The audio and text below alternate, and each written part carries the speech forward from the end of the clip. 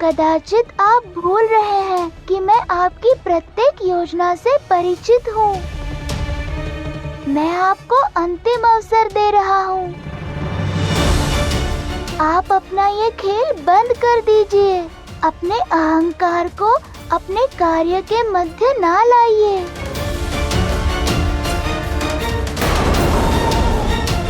और मैं ये आपसे बड़ी शीतलता से कह रहा हूँ देवराज। मेरी इच्छा है कि आप वृंदावन पर भी अपनी वर्षा करें। किंतु नारायण। देवराज, ये मेरी विनती नहीं, आदेश है। जी नारायण। यही अवसर है।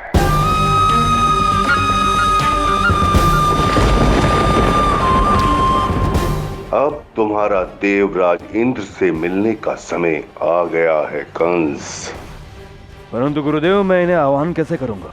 तुम नहीं करोगे कंस, बल्कि मैं अपनी शक्तियों का उपयोग करके तुम्हें उसके पास भेजूंगा।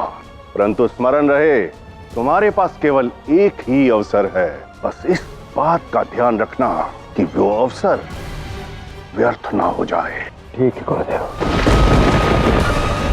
देवराज इंद्र हमारे साथ मिल ही जाएंगे।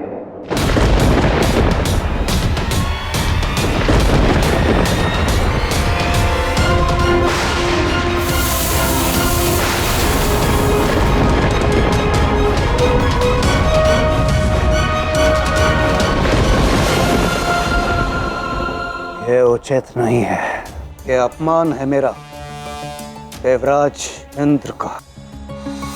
कदाचित नारायण मेरे साथ ऐसा कैसे कर सकते हैं? मुझे तो लगा कि आप देवराज इंद्र हैं, आप कुछ भी कर सकते हैं।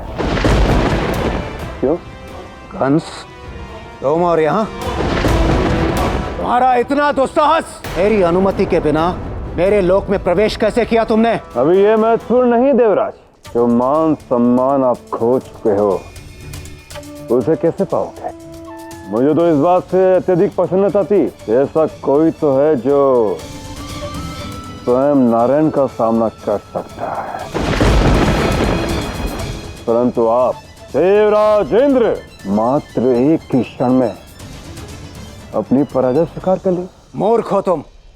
कदाचित तुम ये भूल रहे हो कि वो नारायण है।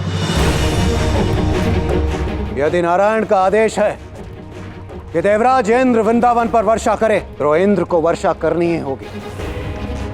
मुझे उनके सभी आदेशों का पालन करना पड़ता है। मैं ना तो उनके आदेश की अवहेलना कर सकता हूँ और ना ही उनके विरुद्ध युद्ध की घोषणा, क्योंकि यदि मैं ऐसा करूँगा तो वो मेरी मूर्खता होगी।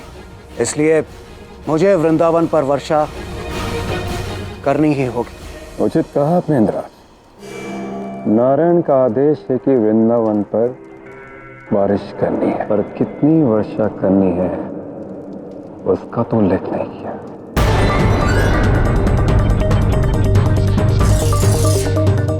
जब आपने वृंदावन पर इतना भयानक अकाल लाया है, तो उतनी ही भयानक वर्षा की स्थिति भी उत्पन्न कर सकते हैं ना?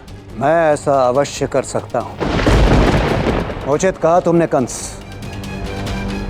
अब देखना, मैं वृंदावन पर ऐसी वर्षा करूंगा कि समस्त वृंदावन जलमग्न हो जाएगा।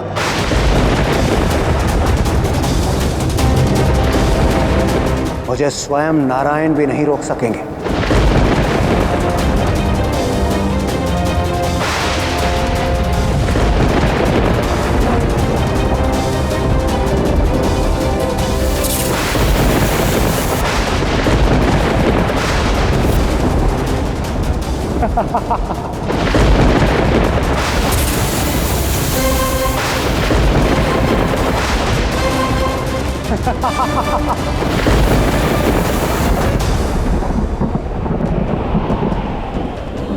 मेघ आ गए।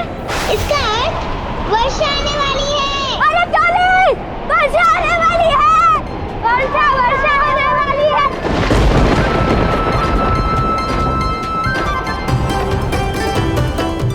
नारायण ने हमारी सुन ली। नारायण हम पर प्रसन्न हुए।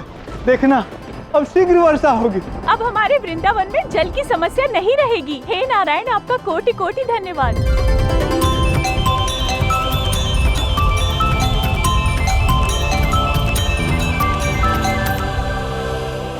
सत्य में वृंदावन पर नारायण की कृपा है।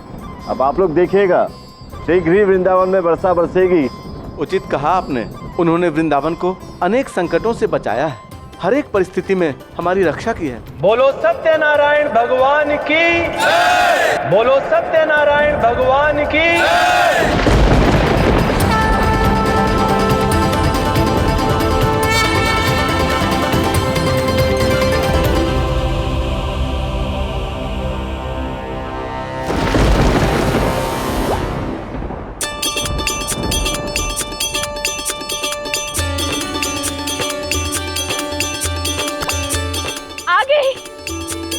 वर्षा आ गई।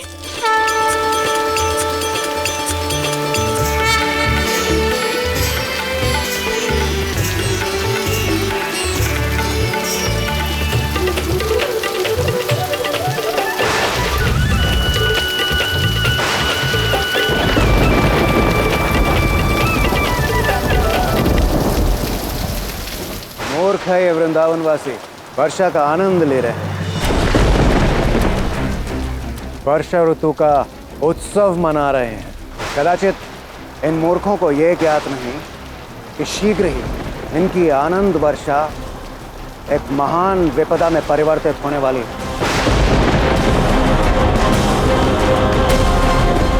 वृंदावन वासियों, मेरी पूजा ना करने का परिणाम तुम सभी को भुगतना होगा। कोई नहीं बचा सकता तुम्हें, स्वयं नारायण भी नहीं।